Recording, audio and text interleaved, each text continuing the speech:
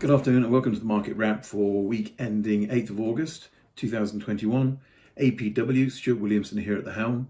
This week we're going to talk about two reports that have just come out from Knight Frank and also the Financial Times about the state of the global property market, and on the back of that, the state of the economies around the world, the UK, and then therefore the UK residential market. Okay, so very quickly to crack on.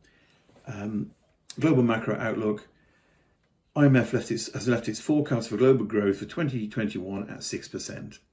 However, it has downgraded the emerging economies to a lower level. And we're starting to see this a lot. We talked about it a few months back, how you've got emerging economies are suffering more and more because of their lack of ability to get hold of vaccines, and therefore their ability to travel and rebuild their economies. However, the UK and the US, for example, have still got a 7% GDP growth potential. That's what they're suggesting at the IMF, because they have a very well organised vaccine programme.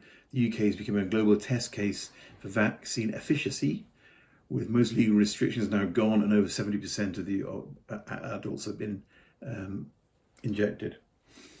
Inflation concerns around the world are reducing. Why? Actually, because not because it's under control, but because Delta variant has had a negative effect in China, which means that it's decelerating in its GDP. Also, inflation concerns have subsided because commodity prices are falling because there's lesser demand, again on the back of this Delta variant. And then finally, OPEC has increased oil supply, which has put a dampener on prices. So that's very positive from an inflation perspective. Also, rates are going to remain low around the world. The Fed have said they will increase in 2023 and in 2024. The ECB, European Central Bank, are saying they'll keep a persistently accommodative stance. You can only say that in the EU, which basically means that they will remain low to help the economy boom. So that's low rates around the world.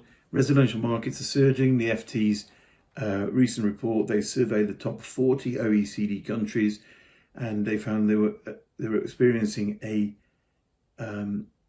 pandemic property boom. Only 4 of the top 40 were not, and they're European countries. I think it's Italy, Greece, Belgium, and France.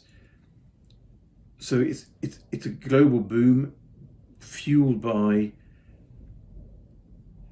a reassessment of housing needs, government action supporting mortgages and jobs, households who have built up lots of savings.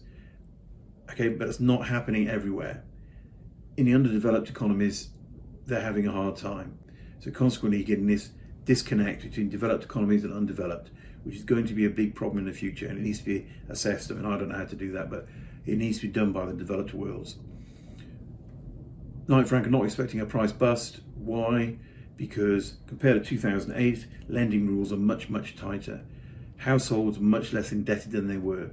Tapering of fiscal stimulus is not expected to cause an unemployment bump. Interest rates hikes, very unlikely, they're going to stay low.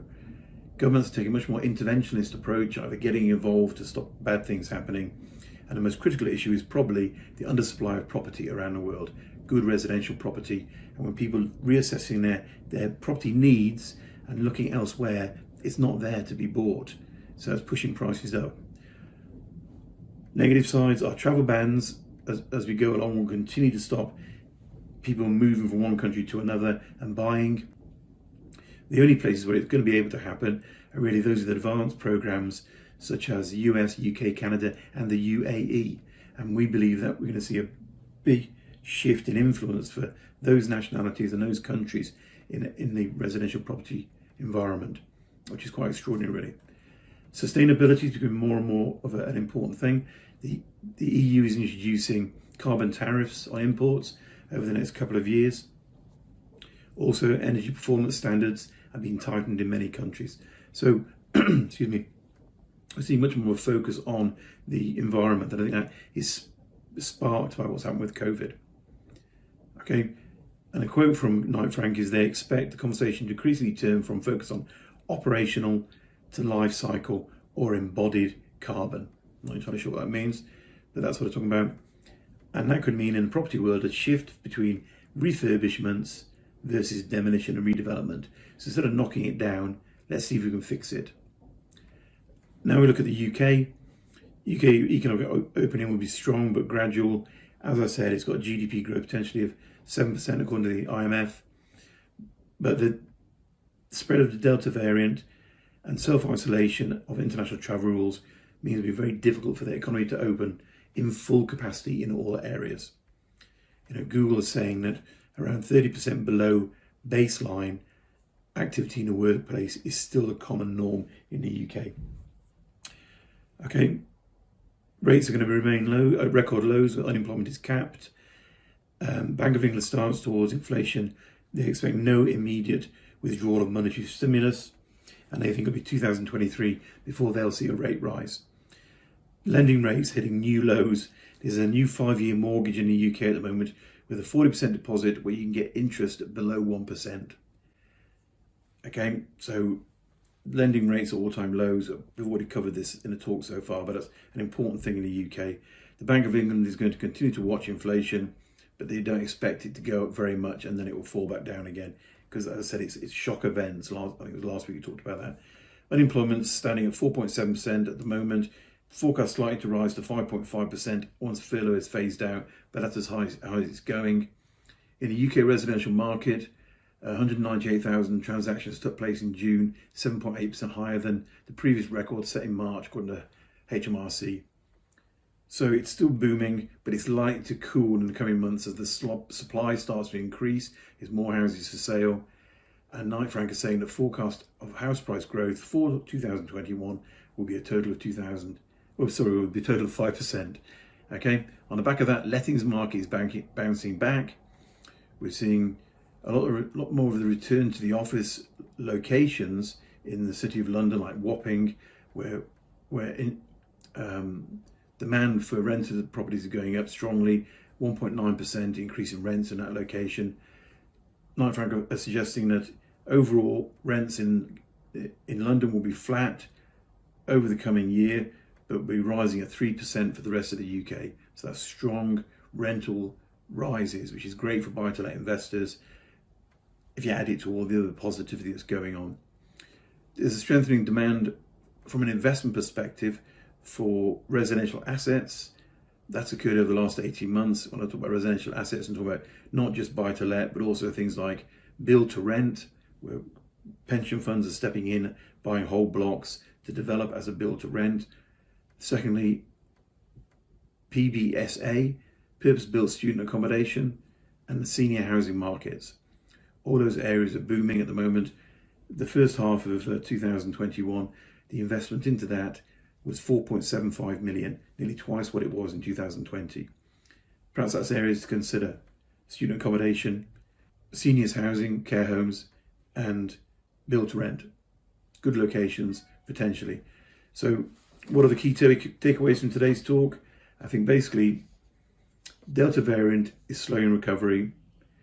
How often is this going to happen? Is it going to be a epsilon variant or whatever it might be? Are we going to be in this lockdown carousel forever? Travel restrictions are continuing to cause problems. The gulf between the haves and have-nots globally is widening, developed plus undeveloped countries.